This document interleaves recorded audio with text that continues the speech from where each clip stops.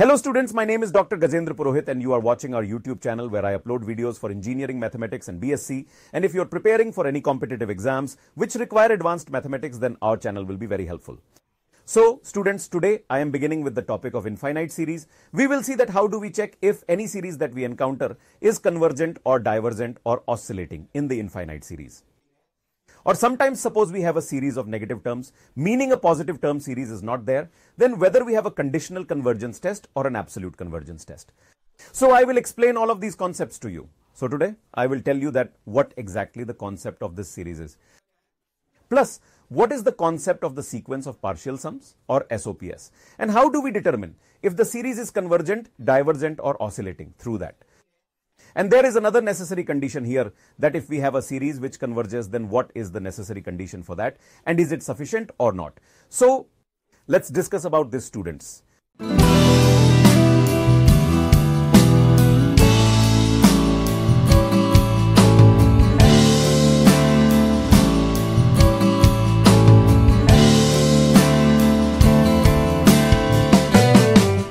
We will discuss about infinite. But before that, I want to explain to you where the concept of series comes from. So the concept of series comes from sequences, right? So what is a sequence? For example, let's say we have a sequence which is 2 to the power n. This is a sequence that we have. So the term that we get when we put n as 1 is this. If we set n to 2, we get this. With n equals 3, we get this term. Thus, we get the sequence of the terms. We are dealing with the set of natural numbers. That means the value of n is 1, 2, 3 and so on. If we sum all these terms, right? What are we doing here? We perform summation of all these terms. See, I have already explained the concept of sequence. I have already uploaded a video on this, that when a sequence converges and when it diverges, I have already spoken about it. If you haven't seen it, go watch it on IIT-JAM. So the concept of a series comes from a sequence. We sum up all the terms in the sequence that we have, right? So here we get an infinite series. Is this infinite series convergent or not, right? Or if it is divergent or if it is oscillating, then what is the reason behind this? We will discuss this. The first thing I want to convey to you is that for any sequence of terms that we add, the concept of an infinite series emerges.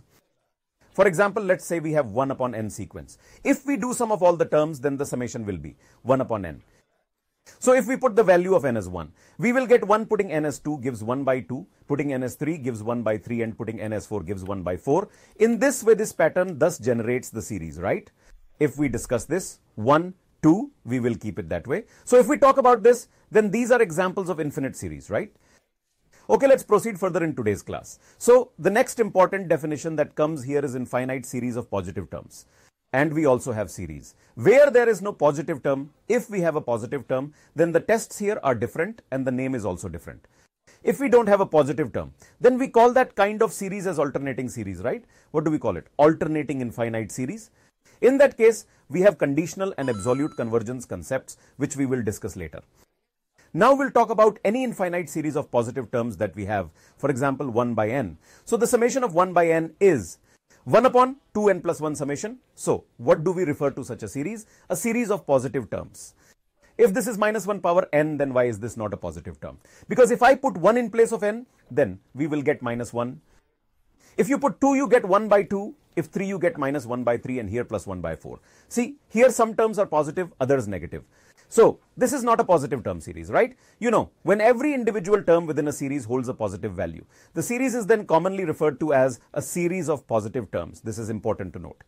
The next concept that emerges is partial sum. So the concept of partial sums helps us determine that if a series converges or not. So since we have a series of this type, right? Now, here's what happens in this type of series. For example, if we have this series here, S1 represents the initial term. So students, the summation till the second term, right? This S2 that we have will be called U1 plus U2 here. Okay, then what do we call S3? It will be U1 plus U2 plus U3, right? We take the sum of first 3 terms. So S4 represents the sum of the first 4 terms. Similarly, Sn follows the same manner. We continue calculating in this manner. So for Sn, it will be the sum of U1, U2 and so on. So students, we have with us a sequence S1, S2, S3 and so on up to Sn. We are arranging them in order S1, S2 and so forth, writing them in sequence. It will be like this. Now we need to focus that if we have any infinite series and we have calculated its S1, S2, S3 and so forth up to Sn, and then we formed a sequence in that series. Now if this particular sequence demonstrates convergence, then this infinite series will also be convergent. If the sequence of SOPS that we have is divergent, then our series will likewise exhibit divergent behavior as well. If we have this SOPS sequence which is oscillating, so this will also be oscillating for us. Well, I want to inform you that in infinite series there is no word as oscillating time. Either the series is convergent or it is a divergent series. So it is important to note that. Generally, we will be discussing convergent and divergent series here. So I am going to give you some examples and will try to explain using those examples. Now, let's take an example here. Summation n is equal to 0 to infinity and 1 upon 2 power n. I need to figure out if this infinite series is convergent or not. So what we are going to do first is find the terms. The term that we will get will be n is equal to 0, and if we put it, we get 1 by 2, we get 1 by 2 square, we get 1 by 2 cube, we get 1 by 3, we get 2 to the power of 4. So we will be getting terms like these. Now we will take out its SOPS. Now the first term S1 will be 1. Students, S2 will be 1 plus 1 by 2. And if we find S3, then it will be 1 plus 1 by 2 plus 1 by 2 square, right? If I calculate Sn in the same way, then we will be getting 1 plus 1 by 2 plus 1 by 2 square, and it will keep going till 1 by 2 power n. So students, now we write it in the sequence form. So in the sequence form, the first term will be S1, this will be 1 plus 1 by 2, then the next will be 1 plus 1 by 2 plus 1 by 2 square.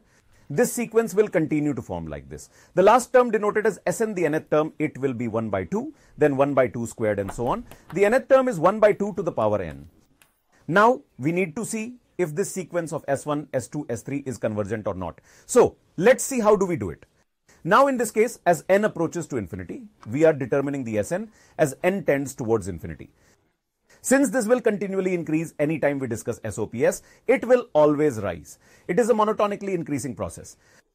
This is 1, so it is clearly increasing, and since it continuously adds up, it will always be increasing. We know the lower bound is 1, but it ultimately stops. If it extends to infinity, it would be divergent. So if there is a finite value as n tends to infinity, so it would be convergent, we will find the value as n tends to infinity. Now what we are going to do here is, please pay attention, limit n tends to infinity. This is our Sn, that is 1 plus 1 by 2 plus 1 by 2 square, and it will go on, right? 1 by 2 power n, students, if you have studied, then we know its geometric progression. Then it is 1 plus r square. Up to r power n, right? So we know 1 minus r power n upon 1 minus r, that's the sum, right? If the first term is a, then that a is multiplied, right? So the value of r that we have is 1 by 2.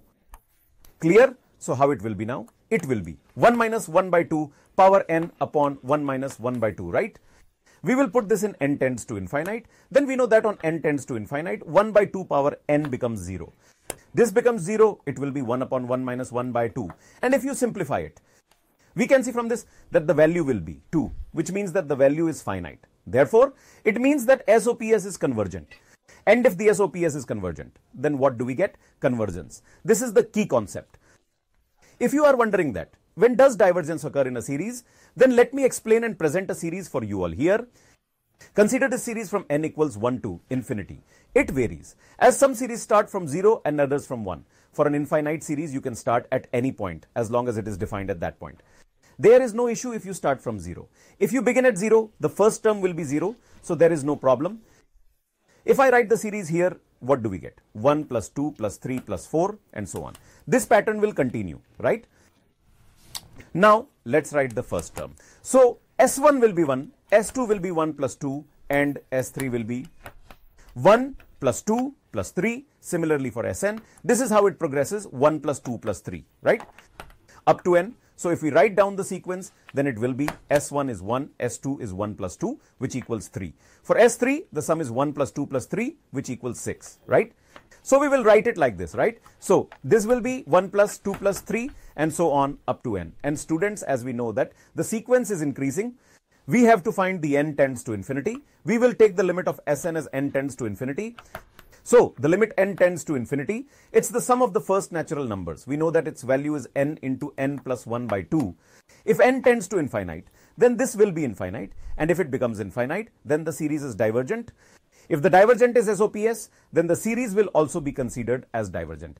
This is an important point to understand. If I give you another example, for instance, if we have a series of this type, the series minus 1 power n, where n equals 1 to infinity. To determine what this series represents, what do we do first? So we will start by expanding it. Here, the series will be minus 1 plus 1, minus 1 plus 1, minus 1 plus 1, and it will continue infinitely. For S1, the sum will be minus 1. Right? Let's consider S2, the sum of minus 1 plus 1 will be 0. Next, for S3, the sum of minus 1 plus 1 minus 1 will be minus 1. We will discuss it in the same manner for Sn. The sum will be minus 1 plus 1 minus 1 plus 1, and it will continue in this pattern, right? Notice the sequence. It is minus 1, 0, minus 1, 0, and so on. This will continue indefinitely, and if you see, you will see that it's different on odd and even. If n is an even number, the corresponding value will be equal to 0. On the other hand, if n is an odd number, the value in that situation will be minus 1. So we have two possibilities, right? But I want to point out that the SOPS for this series alternate between minus 1 and 0. It is oscillating, right? There are two limit points. One is 0 and minus 1. This means that the SOPS for this will be oscillating.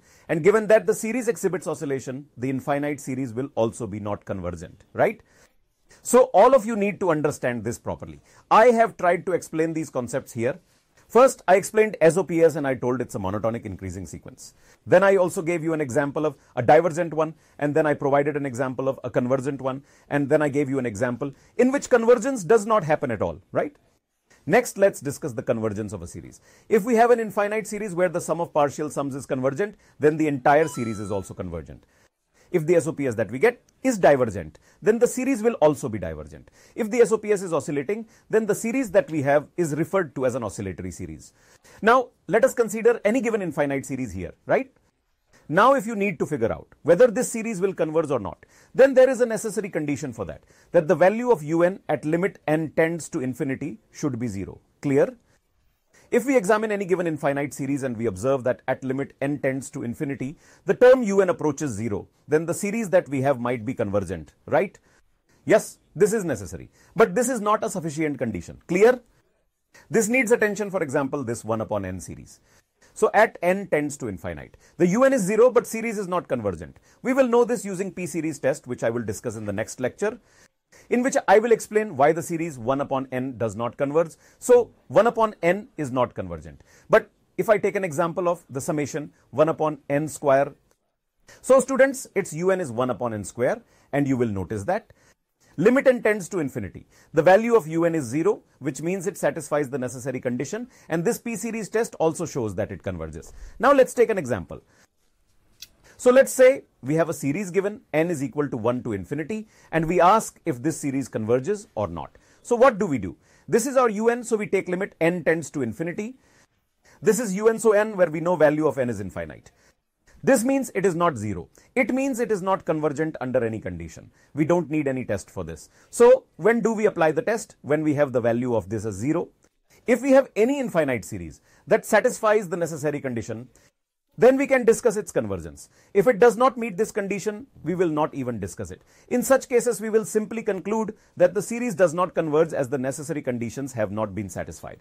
We need to pay attention to this, like this example that we have. You have to figure out if this series is convergent or not. So what we'll do is, n tends to infinity, it will be 1 plus 1 by n power n, which is e, and we know it's not equal to 0, as this series does not satisfy the necessary condition, so it's not convergent. The answer is simple. Now if we discuss this question, so its un will be, if I want to write this series, I can write it like this here. N is equal to, if we are examining this in this context, then it will be 2 to the power of n under root of 4 to the power of n plus 1. And here we have its value that will be from 0 to infinity.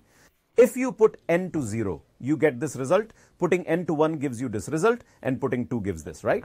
So this is its un. So the un that we have is 2 power n upon under root of 4 power n plus 1.